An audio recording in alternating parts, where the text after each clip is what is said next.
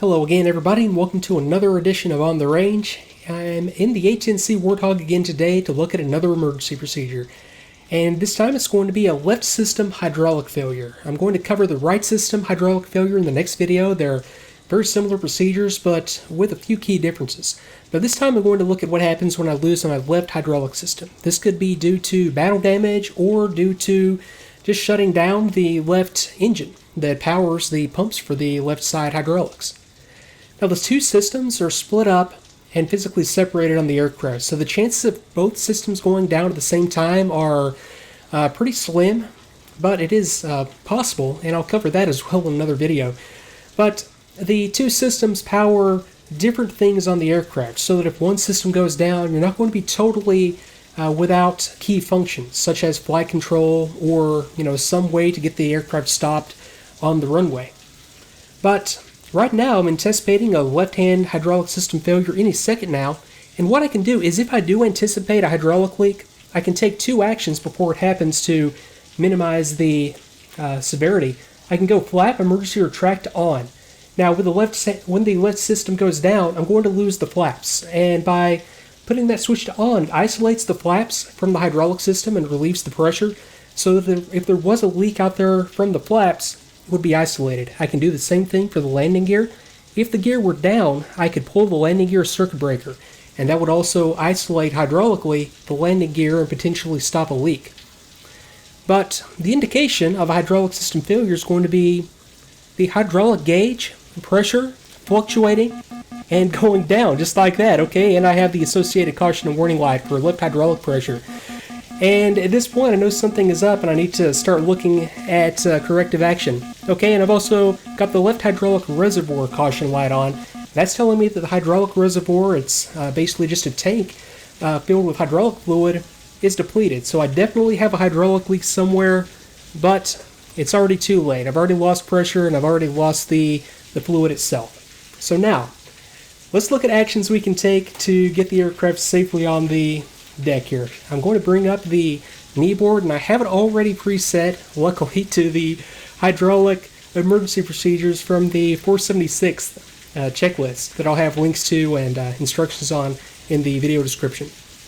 So, slowing down for a second, this is not really that, it's a critical failure for sure, but it's not something that's going to kill you right away. So we do have time to think this through and figure out what we need to do. So, with the loss of the left system, like I just had happen, I've lost my left rudder, my left elevator, and I've lost my flaps. I'm not going to be able to extend and retract the landing gear using the normal method. I won't be able to retract it at all, in fact. I've lost my wheel brakes, I've lost my anti-skid system, and I've lost nose wheel steering. And to top it off, I've lost one half of my gun drive, so I'm not going to be able to effectively fire the gun at this point.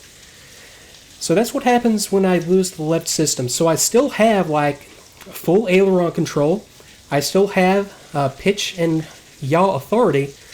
But now I need to start to take measures to try to make the aircraft controllable and to minimize the impact of the failure itself. Now I've already hit two steps that I could have taken, and the flap emergency retract switch is in the emergency retract position. That was something I did to cut that off from the hydraulic system. And I've lost flaps anyway, so it doesn't really matter. I'll just leave that as is. And if the gear were down, I would have pulled that breaker to isolate the gear.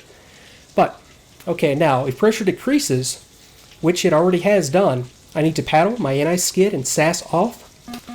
Okay, so I've got anti-skid off, and I've got all four SAS channels off, and I've got the associated caution and warnings that I'm not really worried about since I did that on purpose. I also lost my EAC, and I won't be able to get that back, but yeah, I'm calling this mission quits and going to land it. Now I have the option of re-engaging one of the SAS channels. My right SAS channel is going to be operable, so I could re-engage the right yaw SAS channel just to give me a little bit more control, and I think I'll do that and let the aircraft help me out on this approach. Now if I thought that I was going to lose the other system, I would definitely leave the SAS off just so that I don't have any control transients as I lose total hydraulic pressure associated with the stability augmentation system. Okay, anti-skid switch is already off, and I would only re-enable that if I had my left hydraulic system, and monitoring hydraulic pressure on my right system just to make sure that I'm not losing it as well. But everything is isolated now to the left system. I'm going to pull the throttle back and prepare for landing here. Okay, so let me see here. And at this point, I am ready for landing. It's just navigating en route. That's about all I could do to minimize the impact of the situation right there. But for landing, now we need to think about how we're going to get this aircraft stopped. So I still have my speed brakes. I'm going to extend my speed brakes and set this up and make this as normal as possible. But one thing to watch out for, since I don't have my pitch SAS channel engaged, and you saw it there, I got a lot of pitch up movement when I extended the speed brakes, and that's normal. Normally the pitch SAS takes care of that for you, but I have to trim that out and control the aircraft. Okay, I'm going to extend the gear using an alternate method.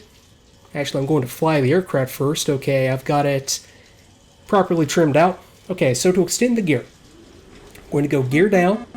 I'm going to depress the button on my alternate gear extension handle, pull the handle, and that's going to allow the gear to come down and lock normally, relatively normally. So I've got a good green indication in my nose and 2 mains. Okay, 3 down and locked. Now I'm going to push in the auxiliary gear extension handle, and I'm going to pull the emergency brake handle.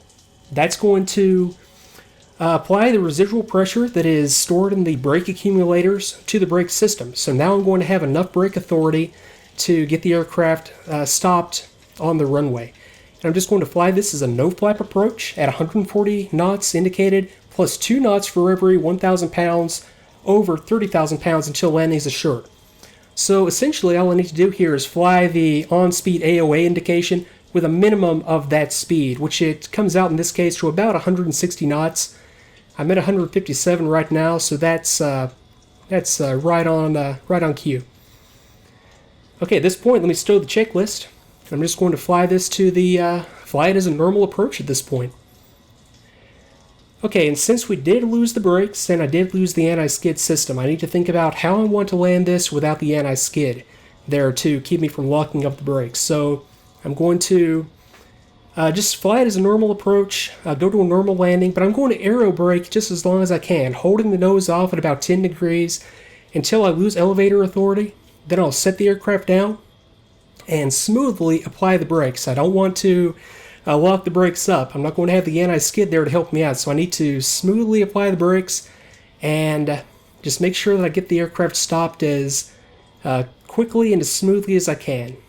Okay, so just flying the on-speed indication. Okay, speed brakes out, confirm gear down. Okay, everything is looking just fine.